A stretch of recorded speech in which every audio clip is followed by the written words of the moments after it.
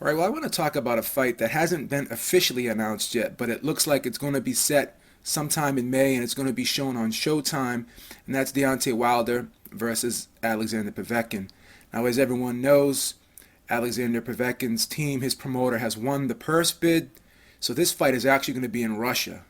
So, for all those people who say American fighters don't travel overseas, well, Deontay Wilder is the WBC champion. And because his team lost the purse bid, this fight is going to be in Russia. Very interesting.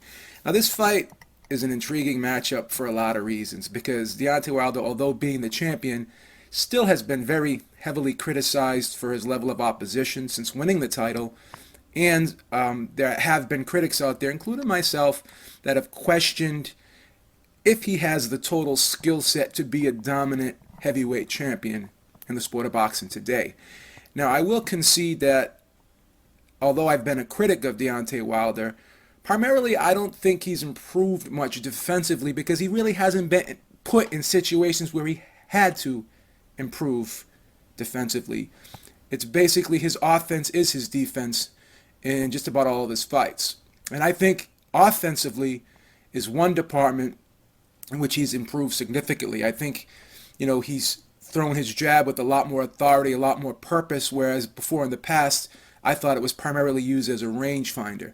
Now he's actually changing up the rhythm and the trajectory of which he throws his jab. He's getting a little bit more creative with his jab, helping him set up shots, and I think he snaps it out really good right now. I think he has a powerful jab when he wants to use it. And I think he's been using it a lot more in recent fights as his competition has gotten steadily better. Hasn't been great, stellar opposition, but it's definitely leaps and bounds above what it was early in his career.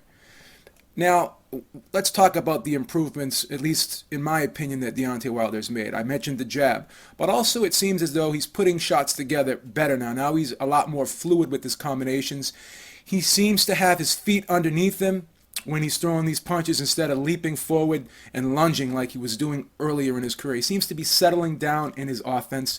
And that big right hand that he has, I feel he's been throwing it in a lot of different ways. I think he's able to shorten it up now. Now he can throw it in an overhand type fashion.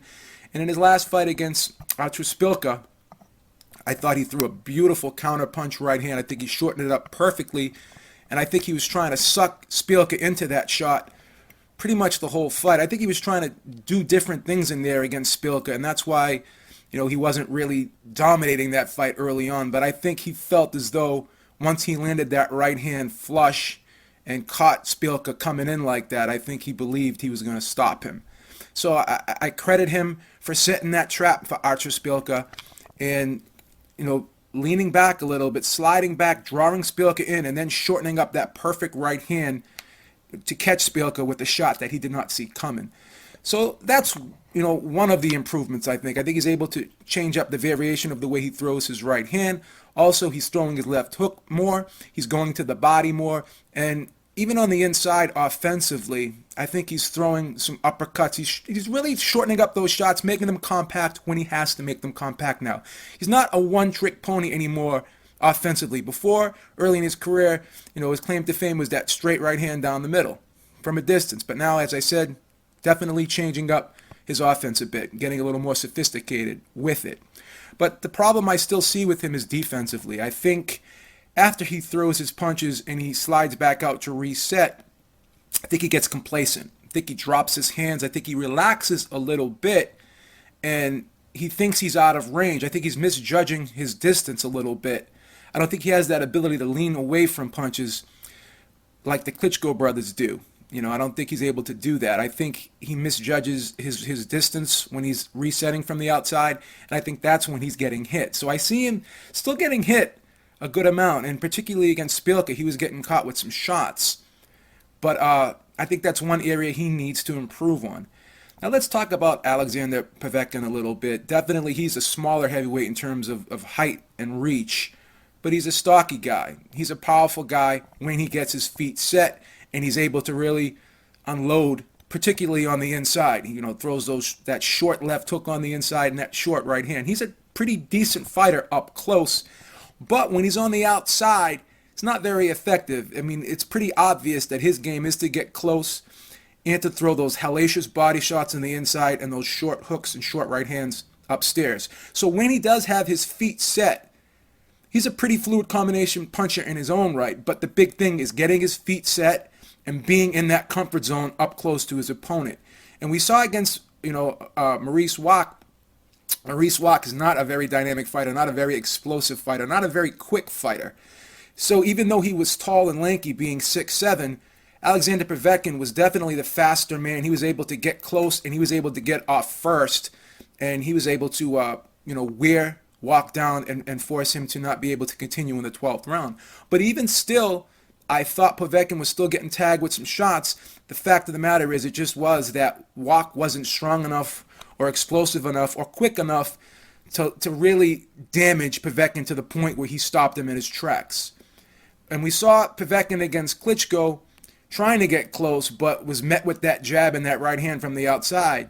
So he wasn't able to get up close and get in his comfort zone. So he was taken out of the fight a little bit, and he was reduced to being a little timid and concerned about trying to get inside, because every time he tried to, he was getting, caught with those long jabs and those long right hands that pretty much stifled his offense and stopped him in his tracks. Now, mentioning Deontay Wilder's, defensive lapses in fights, with that being said, in my opinion, it's going to take someone who's quick and who's explosive enough to get inside on Wilder and really be able to do damage. And I don't think Povetkin has that type of style. I don't think he's particularly fast on his feet.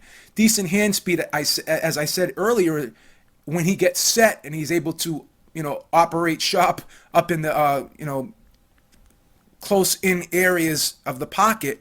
But when he's not able to establish that distance, not able to set up shop, not able to get in his comfort zone, I think on the outside he's shown a lot of weaknesses. I actually thought that Marco Huck fought a brilliant fight against him, keeping him on the outside with fast jabs and fast right hands on the outside. And I thought he was very ineffective in that fight. And I actually had him losing that fight, even though he got the majority decision.